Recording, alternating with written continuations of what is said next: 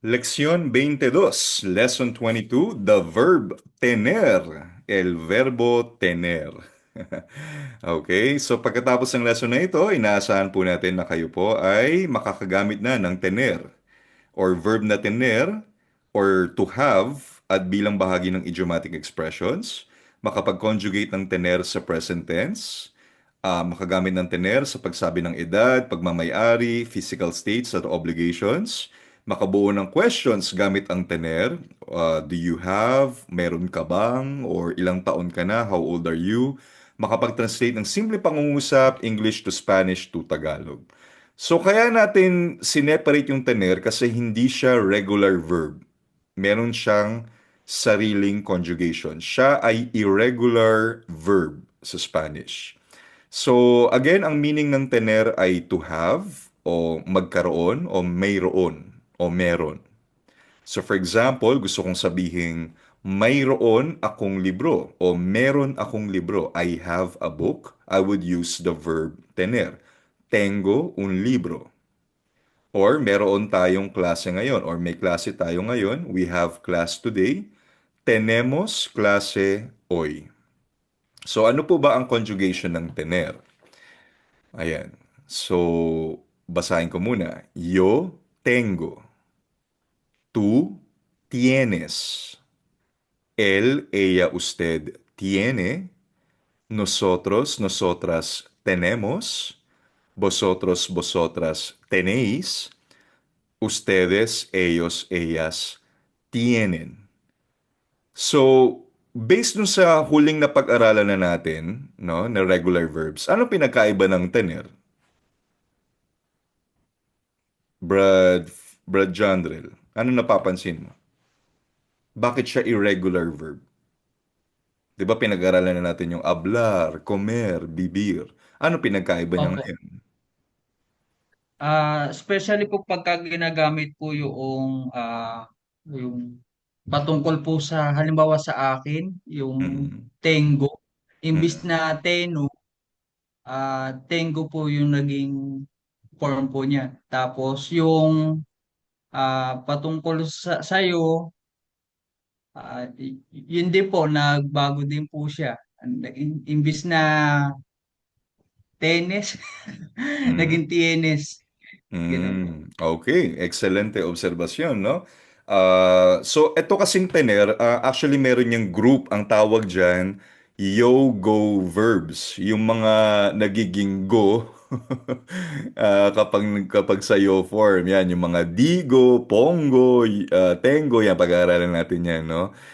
Tapos yun nga, yung nabanggit ni Brajandrel, instead na tenes, ano siya, from E, naging IE, nagkaroon ng stem changing verb, nagkaroon ng I. Instead of tenes, naging tienes. Okay? So, kaya siya irregular. Kailangan po nating ma-memorize po yan. Ayun. So, medyo sa umpisa, medyo mahirap kasi tatandaan mo talaga siya. Pero, ayun. Kumbaga, pag na-memorize mo na naman yan, automatic na po yan. Masasanay rin kayo. Sis Amy, pakibasa nga po ang conjugation ng verb na tener, por favor. Yo tengo, Mhm. tú tienes, Mhm. él, ella, usted tiene, nosotros, nosotras tenemos, vosotros, vosotras tenéis, Tenéis. tenéis, ustedes, ellos, ellas tienen. Muy bien. So, hindi po siya Chene, ah. Hermano Rene, ah. Tiene. Tienes. Lagi ko may narinig ako, Chene. Tienes. Tiene. Tienen. Ayun, i-practice niyo po yun, ha? Okay. So, ano po ba ang mga gamit ng verb na tener? So, una, nabanggit nga po natin kanina, possession, pagmamayari. So, for example, meron akong telepono. I have a phone. Tengo un teléfono. Ella tiene una casa. She has a house. May bahay siya. Ginagamit rin ang tener. Eto, marami nagkakamali dito hanggang ngayon. May mga kasama tayo dito, dekada na. Ang sinasabi pa rin nila, pag sinasabi yung edad, kasi for example, I am 20 years old, tinatranslate nila, ginagamit nila yung ser instead of tener. Sinasabi nila, soy 20 anyos. Mali, mali, mali. Kapag edad, ginagamit ay tener. Mayroon akong 20 anyos. Parang ganun yung sinasabi mo. So if you wanna say 20 years old ako, or I am 20 years old, ako ay may 20 taong gulang, tama ba yun? O 20 ang edad ko, I would use tener, hindi ser. Huwag nyo siyang illiteral translation. So I would say, tengo 20 años. O, pag tatanungin naman kita, ano bang edad mo? Hindi mo sasabihin cuántos son o qué edad es, mali yun. Kundi, ¿cuántos años tienes? Tener. How old are you? Ilang taon ka na? O kung literal, ilang taon meron ka? So sa Spanish, tener ang ginagamit pag edad. Klaro po ba yon? O hermano Dan, ¿cuántos años tienes? Secret. Joke lang po. Tengo 44 años. Ano? Again, otra vez? Sige po. Yeah, Tengo sorry. 40 años. Tengo. 44 años. Okay. Hermano Lance, ¿cuántos años tienes? Tengo 30. Años, Yes. dami na años. Andaw? Dami na años. Ito naman, tener plus noun. Ginagamit yan para sabihin kung gutom ka na. Ay, kung gutom, kung uhaw, kung nilalamig, kung naiinitan, kung nagmamadali, kung inaantok. Okay? So, tener plus noun. So, for example, pag gusto kong sabihin, nagugutom, to be hungry, tener hambre. To be thirsty, nauuhaw, tener sed. To be sleepy, inaantok. Tener sueño. Nilalamig, to be cold. Tener frío. Naiinitan, to be hot. Tener calor. Nagmamadali, to be in a hurry. Tener prisa. So for example, pag gusto kong sabihin, I am hungry, nagugutom ako, I would say, tengo hambre. Or nilalamig sila, they are called, ellos tienen frío.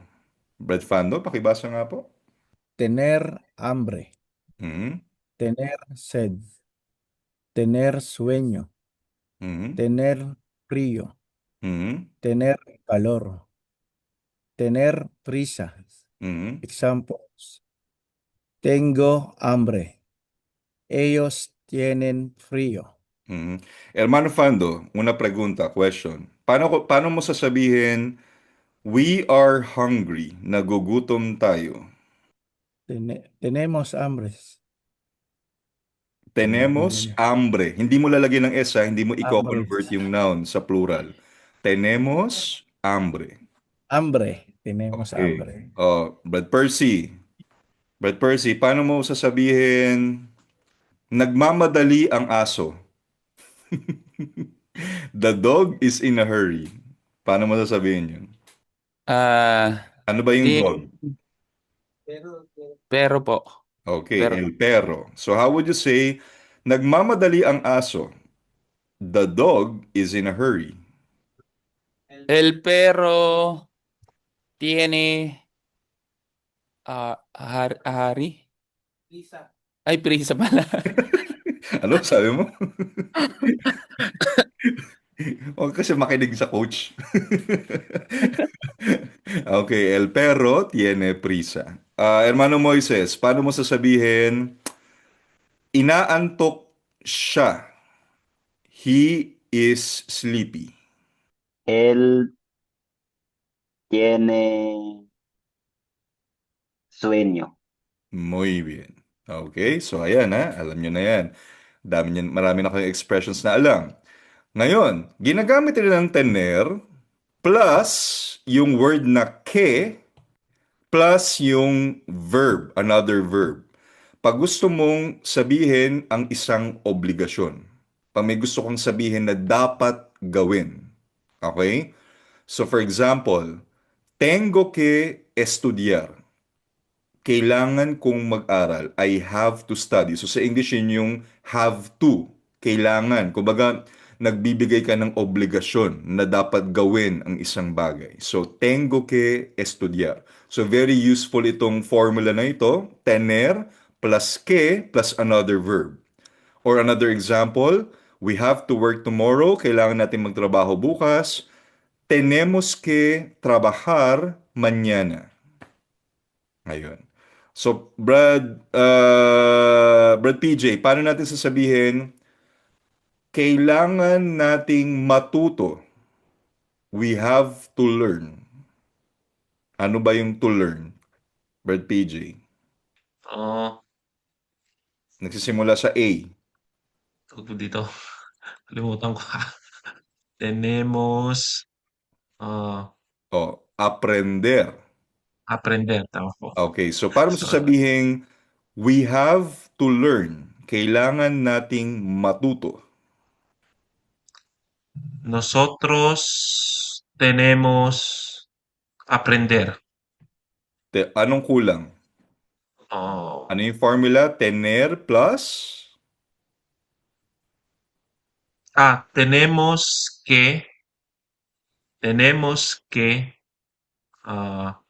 Ano yung to learn? aprender. Ayun. Aprender. Tenemos que aprender. aprender.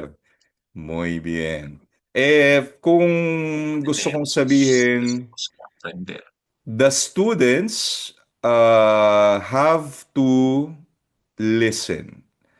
Ang mga estudyante ay kailangang makinig. Hermano Dan, paano mo sasabihin yun?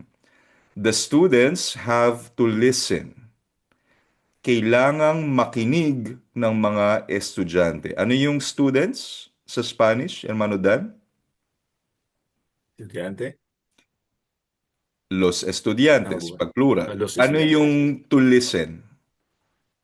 Escuchar. Okay, so paano na sasabihin, the students have to listen. Sige. El estudiantes. Ano yung plural? Ano yung plural ng el? Ano yung Los plural ng el? estudiantes. Okay, los estudiantes. Los estudiantes Mhm. kailangan makinig. Necesita escuchar. Hindi. Nasa tener pa lang tayo. Nag-advance ka.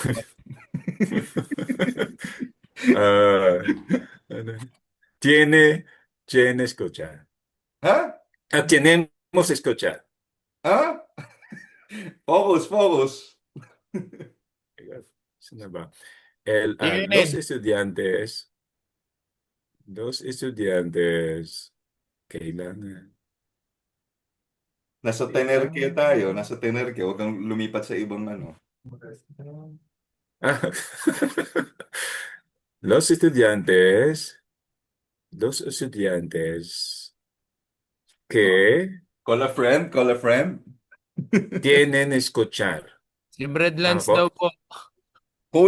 Kulang pa. Brad Dan. Los estudiantes Mhm. tienen que escuchar. Ayun, los estudiantes tienen que escuchar. Muy bien.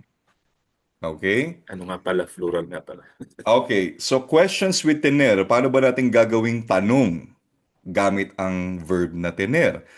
Usually, lalagyan lang natin ng inverted question mark sa unahan, yung tulad ng pag-aralan natin, no? At medyo tataasan na natin yung tono natin. So for example, may oras ka ba? Do you have time? May time ka ba? ¿Tienes tiempo? Or do you all have questions? May mga tanong ba kayo? ¿Tienen preguntas? Or yung nga, pag-aralan natin, yung sa edad, no? ¿Cuántos años tienes? ¿Cuántos años tiene ella? Ayun. Sige nga, pakibasa nga, Brad Dan, yung mga example, por favor. ¿Tienes tiempo? Mhm. ¿Tienen preguntas? Mhm.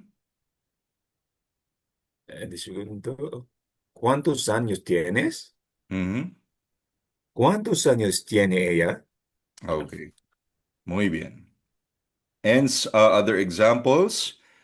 Tengo un carro rojo. Ella tiene 3 hermanos. Tenemos que limpiar la casa. ¿Tienes hambre? Pedro tiene 30 años. Hermano Lance, pakibasa nga po, por favor. Número 1. Tengo un carro rojo. Ella tiene 3 hermanos. Tenemos que limpiar la casa. ¿Tienen hambre? ¿Tienes pala? Mhm, ¿Tienes hambre? mhm. Pedro tiene 30 años. Muy bien. Okay, last exercise for today. 5 minutes. Pakilagay ang correct form ng verb na tener. Passing score 7, ha? Anong tamang sagot? Yo tengo un gato. Tengo. Okay, yo tengo un gato. Número 2. Yo tengo. Ella tiene Ella Tienen. Tiene clase hoy. hoy. Ella tiene Tiene. clases hoy. 3. Tiene. nosotros Tenemos. tenemos frío. Tienes. Tenemos frío. Nosotros tenemos Tenemos frío. frío. Tenemos frío. 4. Tú tienes Tú que Tienes. estudiar. Tienes. estudiar. Okay. Tienes. Tú tienes que estudiar. So again na, kapag obligation, obligasyon na dapat gawin may ke. May nakakabit na ke sa conjugated na form ng Tú tener. tienes Okay? que. Listo? Número 5. Ellos Ellos tienen. tienen. Tienen sed. Ellos Tienen. Ellos tienen sed. Número 6. Tenéis. Vosotros tenéis. tenéis. Vosotros tenéis mucha tarea. 7. Tarea. Tiene. Usted. Tiene. Tienen. Usted Tiene. tiene una pregunta. Tiene. 8. Tienen. Ustedes tienen. Ustedes tienen que trabajar mañana. Ustedes tienen que Mi trabajar hermano. mañana. 9. Mi hermano y yo Mi tengo 2 hermano perros. y yo tenemos 2 perros. Tenemos. Mi hermano y yo tenemos. Kasi hermano 2 plus perros. yo, kami, Plural. Oui. o tenemos 2 perros. Y 10. Tú Tú tienes hambre. tienes Tienes hambre. hambre. Tú Yes. tienes hambre. Ayun. Gutom ka ba? Oh. Sige nga, pakibasa nga, Brad PJ, por favor. Ah, Pille, sí. yo tengo un gato. Mhm. Ella tiene clases hoy. Mhm. Nosotros tenemos frío. Mhm. Tú tienes que estudiar. Mhm. Ellos tienen sed. Mhm. Vosotros tenéis mucha tarea. Mhm. Usted tiene una pregunta. Ustedes tienen que trabajar mañana. Mhm. Mi hermano y yo tenemos 2 perros y tú tienes hambre. Muy bien.